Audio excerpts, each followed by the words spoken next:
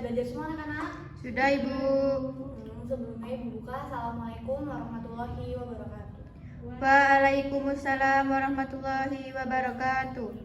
Mulai belajar, kita membaca basmalah terlebih dahulu. Baca basmalah dimulai. Bismillahirrahmanirrahim. Amin. Baik, apa kabar anak-anak? Alhamdulillah, luar biasa. Allahu Akbar. Iya. Pada sehat semua hari ini? Sehat, Bu. Ada yang nggak masuk? Ada, Bu. Siapa? Vera. Kenapa Vera tidak masuk? Izin, Bu. Walah.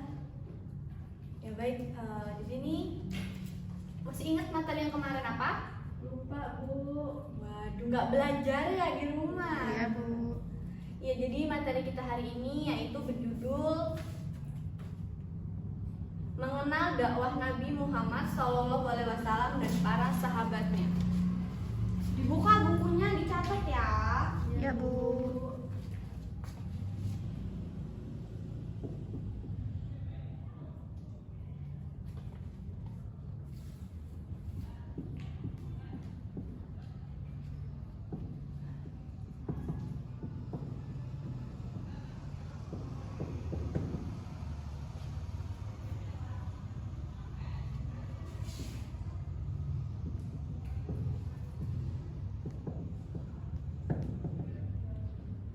Ada yang pernah dengar tentang mengenal dakwah Nabi Muhammad dan para sahabatnya?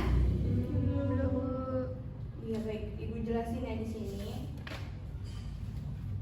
Jadi perkembangan di kota Makkah semakin luas, banyak masyarakat yang memeluk agama Islam. Hal itu membuat para kaum kafir Quraisy semakin tidak senang terhadap kaum muslimin. Pada masa awal dakwah Nabi Muhammad SAW, Nabi Muhammad mulai berdakwah setelah turun wahyu yang kedua, yaitu surat Al-Mudaththir ayat 1-7. Dalam ayat ini, Allah Subhanahu wa taala memerintahkan Nabi Muhammad untuk berdakwah. Ada yang tahu ada dua strategi dakwah Nabi Muhammad? Ada yang tahu apa aja? Iya, jadi ada dua strategi. Yang pertama, dakwah secara sembunyi. Iya. Yang kedua, dakwah secara Terangan.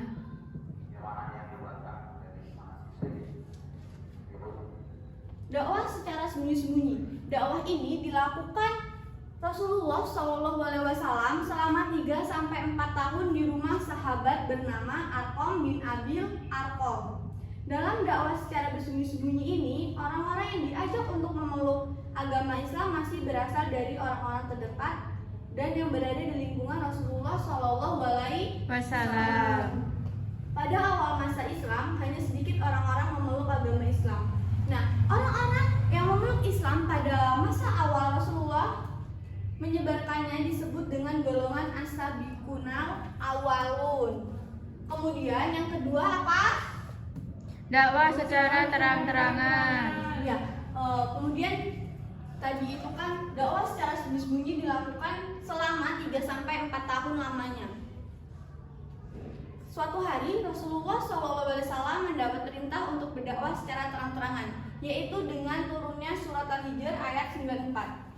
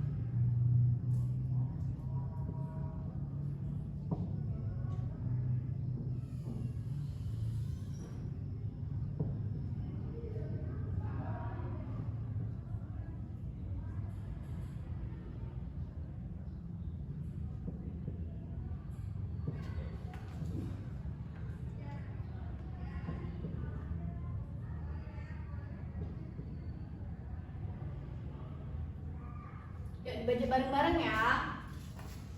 Bismillahirrahmanirrahim.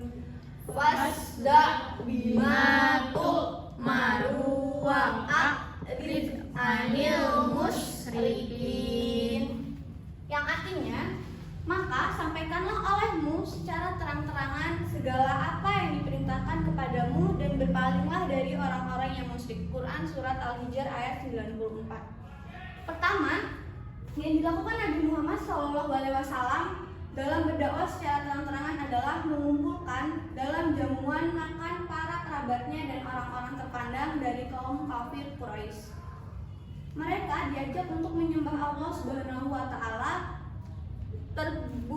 berbuat baik terhadap sesama dan tidak boleh saling musuhan. Hanya sebagian kecil yang menerima ajakan Nabi Muhammad dan sebagian besarnya menolak.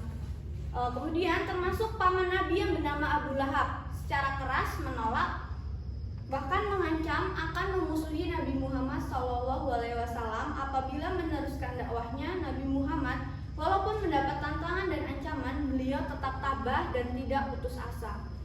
Kemudian ketabahan Nabi Muhammad SAW dalam berdakwah, yang pertama, ketabahan atas ancaman paman Nabi Muhammad, yaitu Abu Lahab. Paman Nabi Muhammad yang selalu merintangi, mengancam dan menentang dakwah Nabi Muhammad SAW. Yang kedua, ketabahan atas ancaman para penguasa Mekah. Penguasa Mekah tidak rela melihat Nabi Muhammad bertambah pengikutnya. Kemudian yang ketiga, ketabahan atas siksaan kaum kafir Quraisy. Berbagai cara dilakukan kaum kafir Quraisy untuk menghalangi dakwah Nabi Muhammad. Di antaranya ketika Nabi Muhammad melaksanakan sholat di masjid, dilempari dengan kotoran binatang yang baunya busuk. Boleh enggak kalau teman-teman ada temennya sholat itu dilempari kotoran oleh kalian? Boleh enggak? Enggak, Bu. Iya, itu adalah perbuatan yang tidak baik. Kemudian ketabahan para sahabat dalam berdakwah. Yang pertama, ketabahan Khadijah binti Khuwailid. Dia adalah istri Nabi Muhammad dan selalu mendukung dakwah beliau. Yang kedua, ketabahan Abu Bakar adalah salah satu sahabat yang selalu mendampingi Nabi Muhammad. Yang ketiga, ketabahan Arqam bin Abil Arqam adalah salah satu sahabat Nabi Muhammad yang kuat iman dan pendiriannya. Berapa menit? Skip dulu, 8. Nah, dapat sempurna. Ya. Baik, tadi itu materi yang Ibu sampaikan. Kira-kira ada yang ingin ditanyakan enggak? Enggak, Bu, cukup. Sudah paham? Sudah. Baik, kalau paham Ibu akan kuis. Kalian menjawab ya. Ya, Bu. Tadi Ibu sudah menjelaskan bahwa Rasulullah SAW berdakwah di rumah sahabatnya. Ada yang masih ingat siapa nama sahabatnya? Arkam bil Abil Arkam. Iya, bener banget. Kemudian lanjut ya. Ya, Bu. Yang kedua, surat apa yang menjelaskan tentang dakwah secara terang-terangan? Al-Hijr ayat 94. Iya, berarti kalian tuh mendengarkan apa yang Ibu bicarakan. Mungkin itu saja materi Ibu yang dapat Ibu sampaikan pada hari ini. Ibu berpesan pada kalian jangan lupa belajar di rumah, direview lagi materinya, karena sebentar lagi kita akan melakukan UAS. Iya, kita lagi ulangan. Jangan main terus ya. Ya, Bu. Baik, mungkin itu saja yang dapat Ibu sampaikan. Kurang lebihnya Ibu mohon maaf. Ibu akhiri. Wassalamualaikum warahmatullahi wabarakatuh. Waalaikumsalam warahmatullahi wabarakatuh.